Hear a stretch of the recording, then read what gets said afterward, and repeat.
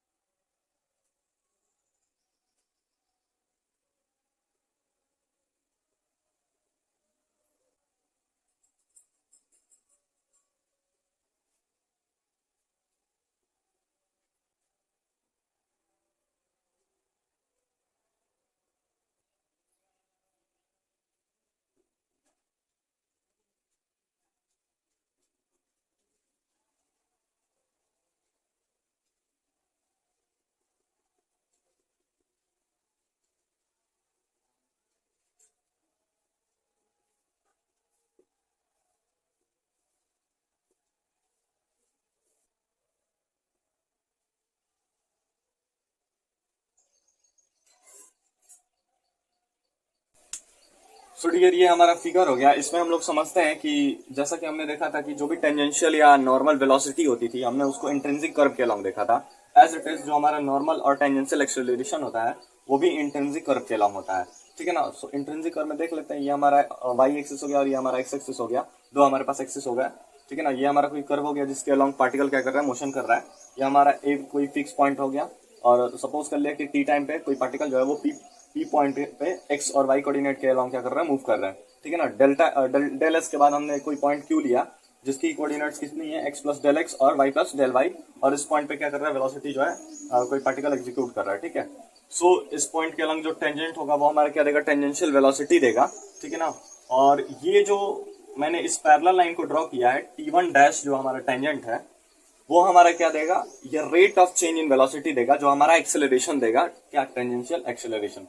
I hope आपको clear होगा इतना। फिर हमने क्या किया कि क्यू पॉइंट से एक टेंजेंट डाला जिसको हमने टी टू नाम दिया, और ये हमारे एक्स एक्सिस के साथ कितना एंगल बनाएगी, साई प्लस डेल साई बनाएगी। ठीक है। एज इट इज ये जो टी वन टेंजेंट था हमारा एक्स एक्सिस के साथ कितना एंगल बना रहा है, साई एंगल बना रहा है। ठीक है। सो हमने क्या किया, इस पैरेलल लाइन पे जो हमारा टी वन डैश है उस पर हमने एक नॉर्मल डाला।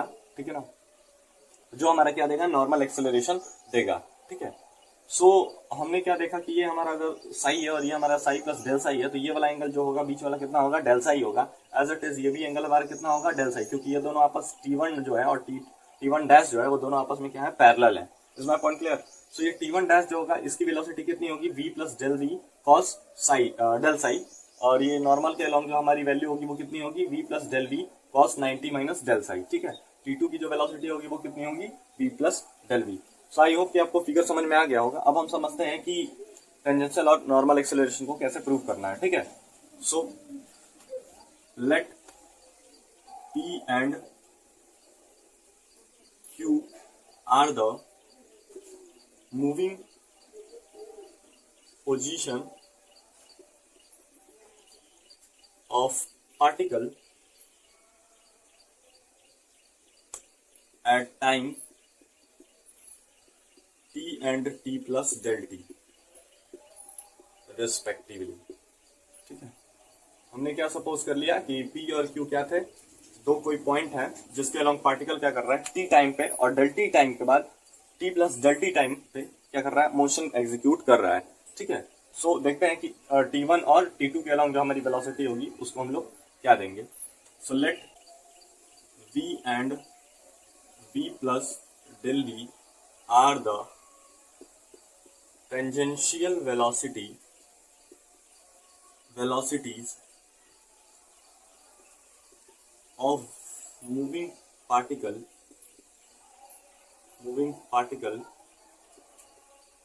at points p and q in time t and t plus del t respectively।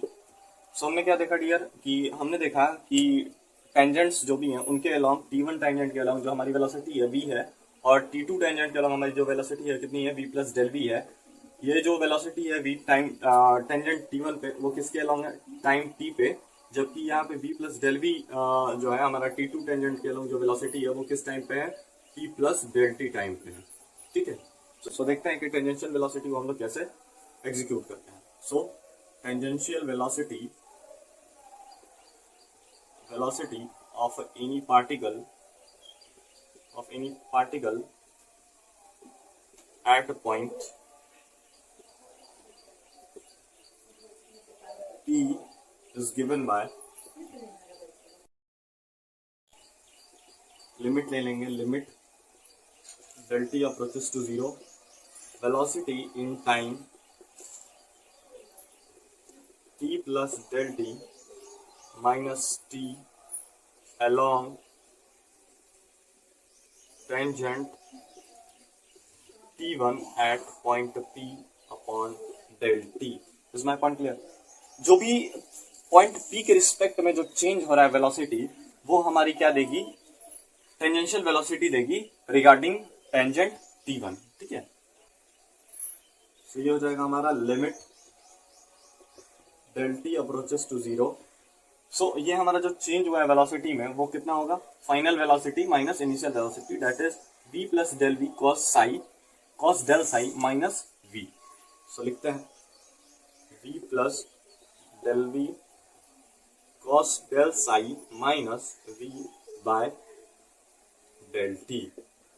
सो ये हो जाएगा हमारा limit del t approaches to 0। ये कितना हो जाएगा भैया, ये हमारा हो जाएगा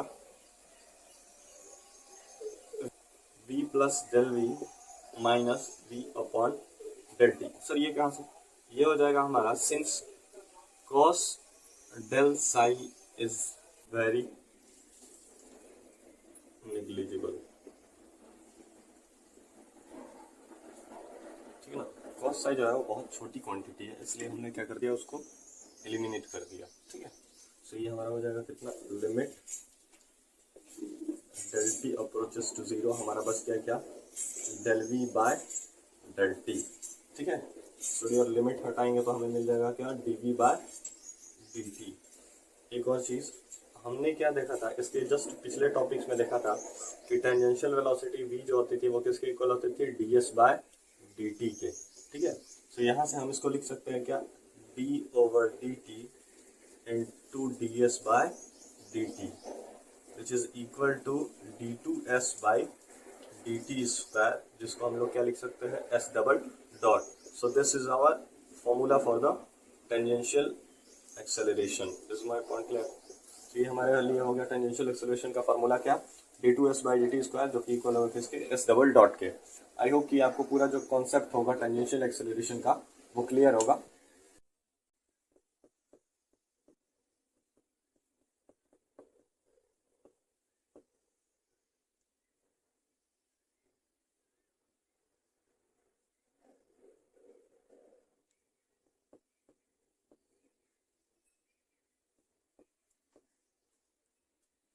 सो अब हम देखते हैं कि नॉर्मल एक्सेलरेशन क्या होता है पॉइंट पी के अलोंग। ठीक है, normal acceleration of a particle at point P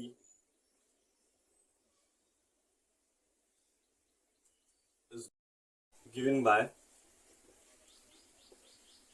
limit ले लेंगे, limit del t approaches to zero. देखिए नॉर्मल एक्सेलरेशन क्या होता है कि ये जो हमारा नॉर्मल वेलोसिटी था वो टेंजेंट t1 जो था इसके परपेंडिकुलर जब हम कोई नॉर्मल डालते थे वो हमारी नॉर्मल वेलोसिटी देती थी, जबकि t2 टेंजेंट के परपेंडिकुलर हम जब इस नॉर्मल को डालेंगे तो ये हमारा क्या देगा, ये जो चेंज इन वेलोसिटी होगी वो हमारी नॉर्मल एक्सेलरेशन देगी। सो लिखते हैं, so velocity in time t plus del t minus t along perpendicular to the tangent t2 at point P upon del t। Clear है?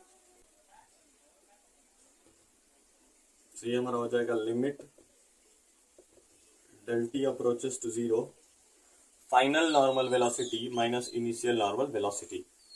ठीक है, सो फाइनल वेलोसिटी कितनी है हमारी, v plus del v into cos 90 minus del psi minus initial velocity is equal to zero upon del t. So ये हो जाएगा, limit ले लेंगे, limit del t approaches to zero, इसको कैलकुलेट करें तो मिलेगा v plus del v into del psi by del t. ठीक है, लिमिट हटा देंगे डियर, लिमिट हटाएंगे तो मिलेगा कितना, v into d psi by d t. ठीक है, जिसको हम लोग लिख सकते हैं v into d psi by d s से मल्टीप्लाई और डी एस से क्या कर देंगे, डिवाइड कर देंगे। ठीक है, बाई डी टी।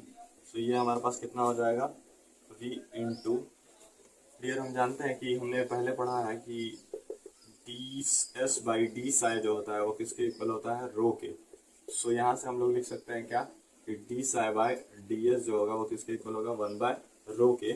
सो यहाँ पे पुट करते हैं तो ये आ जाएगा हमारे पास v into 1 by rho into d s by d t. तो ये हमारा पास हो जाएगा v into v by rho into, और ये भी है कि हम लोग ये भी जानते हैं कि हमारे पास d s by d t की जो वैल्यू होती है वो किसके इक्वल होती है, v के। ठीक है, सो यहाँ से पुट कर देंगे तो ये हमें मिल जाएगा कितना, v into d s by d T, हम लोग लिख सकते हैं कितना, v स्क्वायर बाई रो, और ये हमारे लिए हो गया नॉर्मल एक्सेलरेशन का formula v square by rho. If you are watching, hit a like.